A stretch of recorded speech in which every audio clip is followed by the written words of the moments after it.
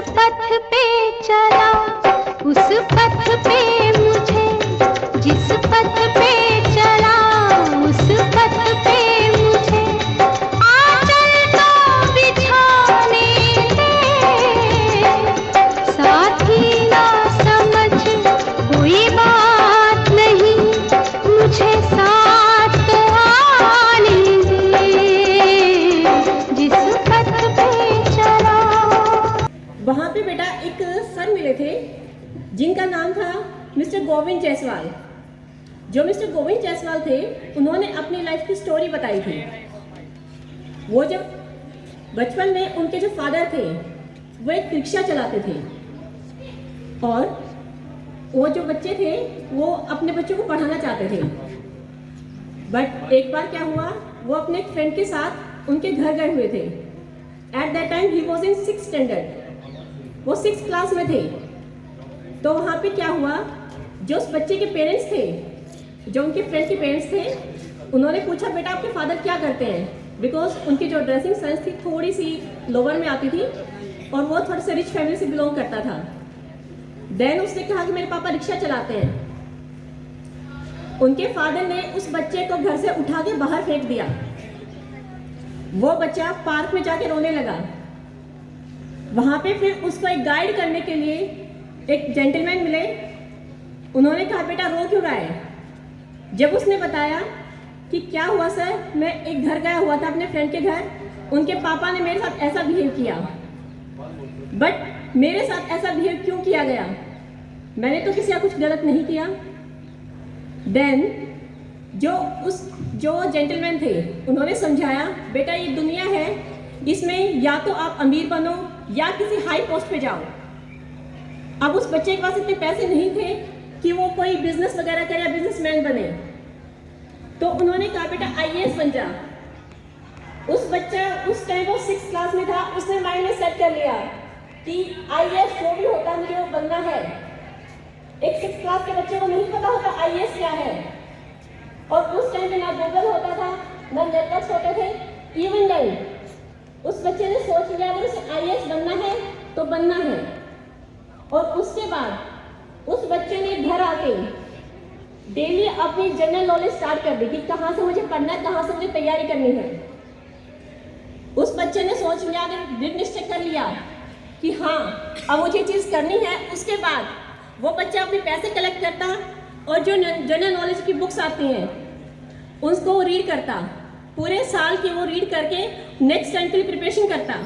हर साल का उसका ये शेड्यूल था।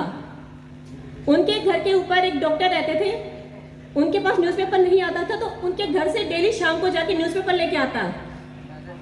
कुछ टाइम बाद डॉक्टर साहब को पता लगा कि हाँ ये बच्चा IAS की तैयारी कर रहा है। उन्होंने भी उसको ऐसा नहीं कि उन्होंने उसको रोका हो या मजाक उड़ाया हो, उन्होंने भी उसकी हेल्प की।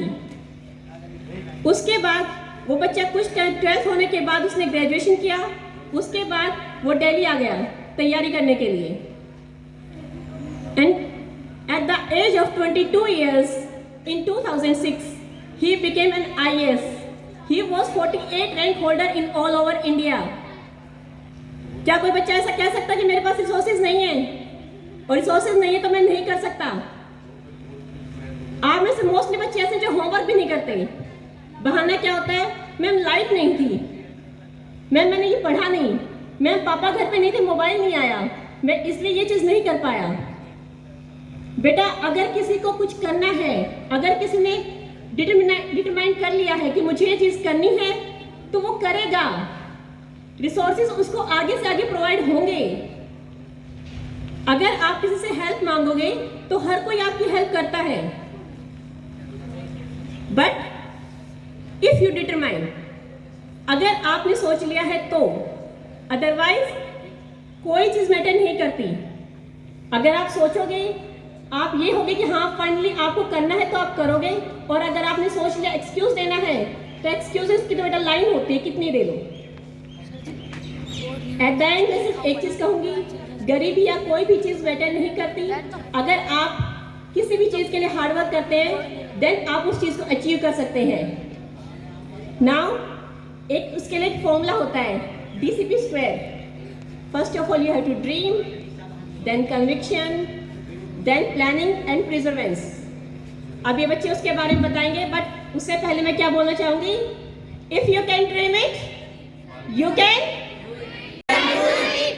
If you can dream it, you can do it. If you can dream it, you can do it. जिंदगी में इतनी खुशियाँ जिसकी कभी शाम ना हो, जिसकी कभी शाम ना हो।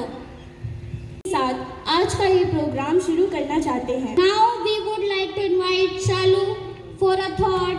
So give a huge clap for her. सपने हमारे भविष्य को सही आकार देने के लिए महत्वपूर्ण भूमिका निभाते हैं। जिंदगी में कामयाब होने के लिए सपने देखना जरूरी है। जब हम सपने देखेंगे तभी हमारी इच्छा जागेगी और हम अपनी मंजिल को पाने के लिए बेचैन हो जाएंगे।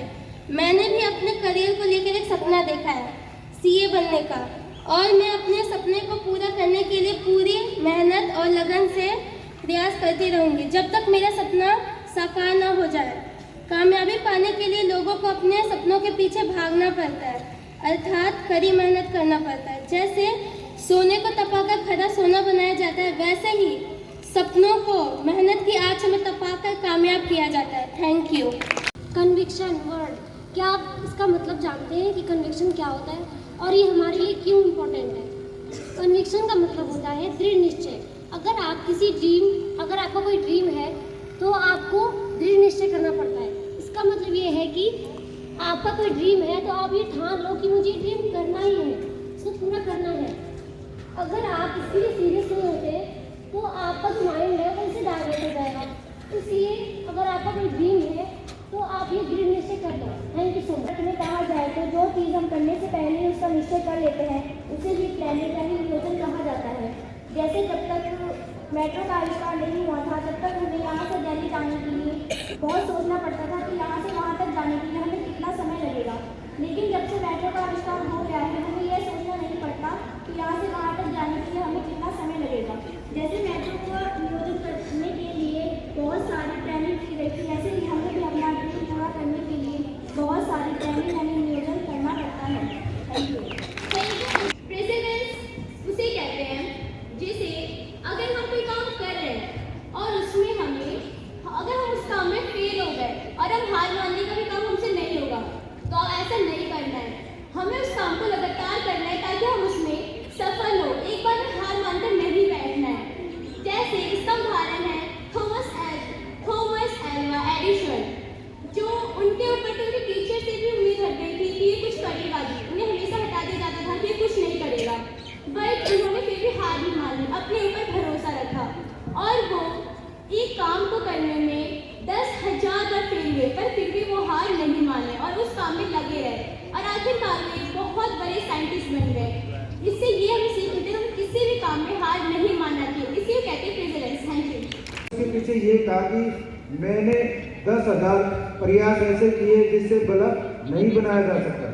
मेरा सपना है कि मैं बड़े होकर भी मेहनत करूँगी, साइंटिस्ट बन पाऊँ। Thank you. मेरा सपना है कि मैं बड़ी होकर IAS बनूँ। सच्चाई बता रहा हूँ, ऐसे लगा जैसे कैद से छूट गया, हवा लगी बहुत ज्यादा। 10वीं करके हम कॉलेज में चले गए। हमारे टाइम में 11th क्लास कॉलेज में होती थी।